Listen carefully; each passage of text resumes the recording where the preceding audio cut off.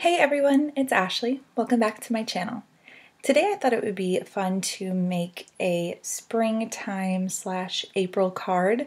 With April coming up and April showers, I thought I would use this really cute cling stamp, this cling rain boot stamp by Stampendous.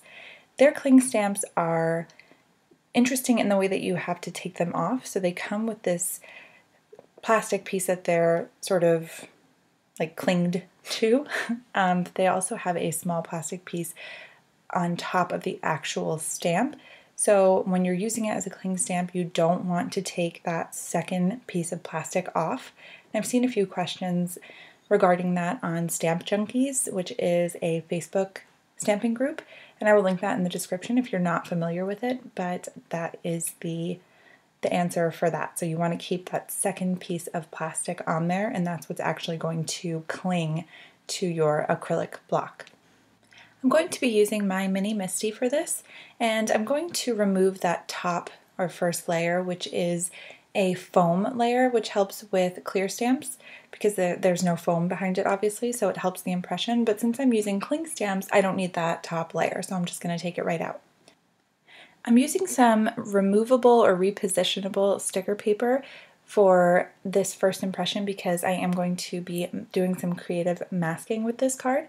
So I ink it up in Memento ink, and I only need to do it once because I don't need a great impression, only because I'm just using this as a mask for the time being. So I'm going to go ahead and fussy cut that out, and I want to get as close to the line as possible.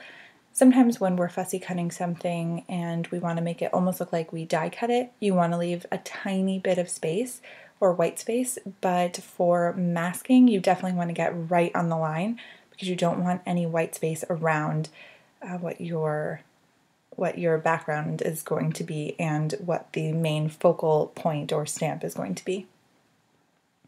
So I'm also cutting out all of the middle pieces there because, again, I'm going to be ink blending and I want that ink to show through on the spaces that it's supposed to have on the stamp.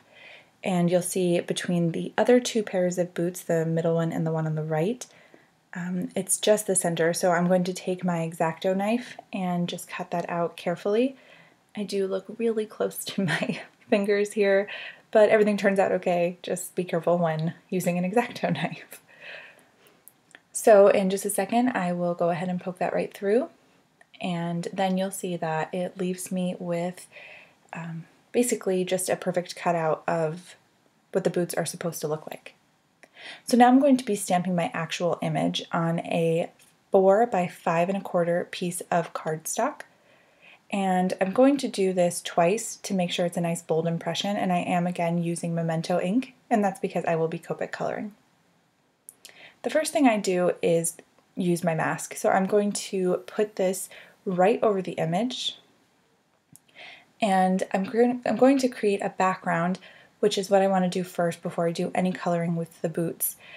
It's nice to have an idea of what you want to do for your background, especially when ink blending, but I think that we all know that it can get a little bit, you can go a little rogue sometimes, and it doesn't always come out exactly how you plan. So before I choose the colors for the boots, I want to do my background. Now I'm going to be using Distress Oxides for this, and I'm using peacock feathers, broken china, salty ocean, and faded jeans. So there's really no rhyme or reason to my blending here. I know that I want faded jeans to be behind the boots, directly behind the boots and sort of in the center of those areas, because it's a little darker. I also want this to appear as rain because it's going to be, they're rain boots, so I want it to be sort of like a rainy day card. And there's also a really cute sentiment that is on the inside that I do not show stamping, and I'm not sure why I missed it, but it says, "When life gives you rainy days, wear cute boots and jump in the puddles." So that is also going to be linked in my description and on my blog. But it is not shown here. So I'm just blending these inks together. The amazing thing about Distress Oxides is that really anything blends together. You don't need very much skill as far as ink blending goes, but you do want to use a very light hand. And what I'm doing is going in with one color and then going back over the edge with the colors around it. And that way it just gives a nice blend to the colors. Regardless though, these colors would blend really well together, but Distress Oxide just makes it that much easier.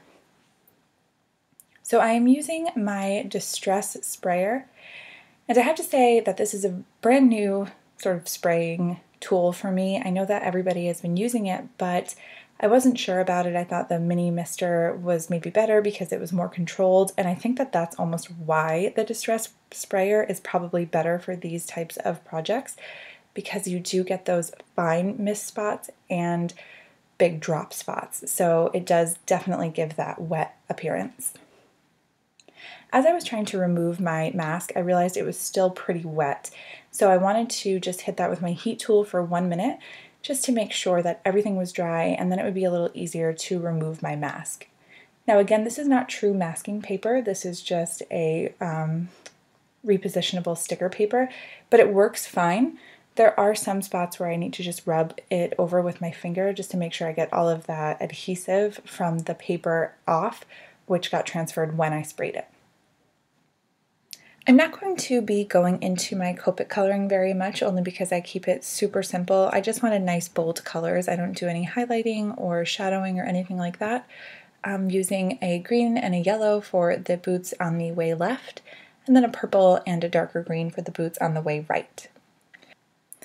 And for the boots in the center is really where the creative masking comes in. I'm going to be stamping them again on a scrap piece of cardstock, but that is the same cardstock as the card front.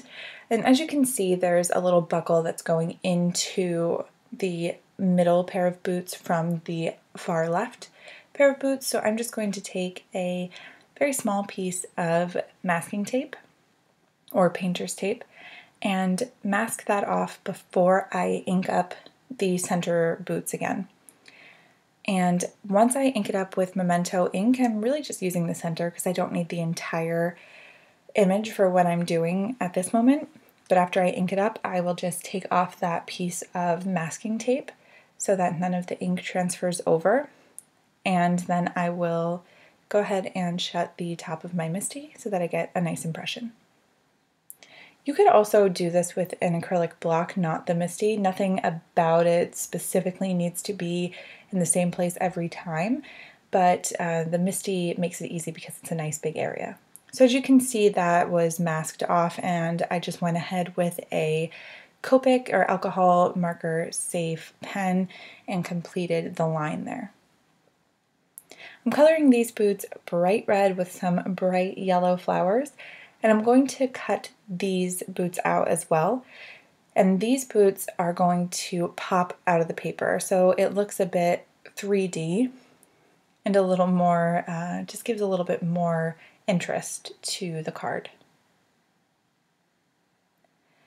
So once I place it on there and see what it looks like, I'm going to put it on with some foam tape, and that will help give it some dimension. It's tough to see the dimension on camera. I tried to take a good picture of it, and you can see it on my blog a little bit better, which is linked in the description, along with all of the supplies and products that I used, but it's tough to see on camera. For my base, I am using a 110-pound cardstock cut at 8.5 by 5.5 and scoring it at 4.25 to make a side-folding A2 card size base. I am using it as a top-folding card though, because I have used my card front as landscape rather than a portrait.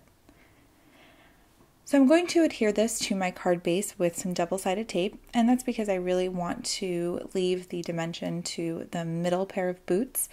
Usually you'll see me add my card front to my base with foam tape, but I wanted to leave the dimension very subtle and only for the boots in the middle to draw a little bit more interest.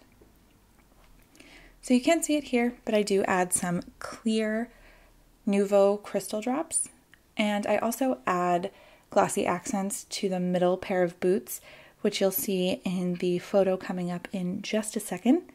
I hope that you have enjoyed this video. As always, my blog and all of the supplies and products used are linked in the description. I hope you've enjoyed this. Thank you so much for stopping by, and I will see you soon.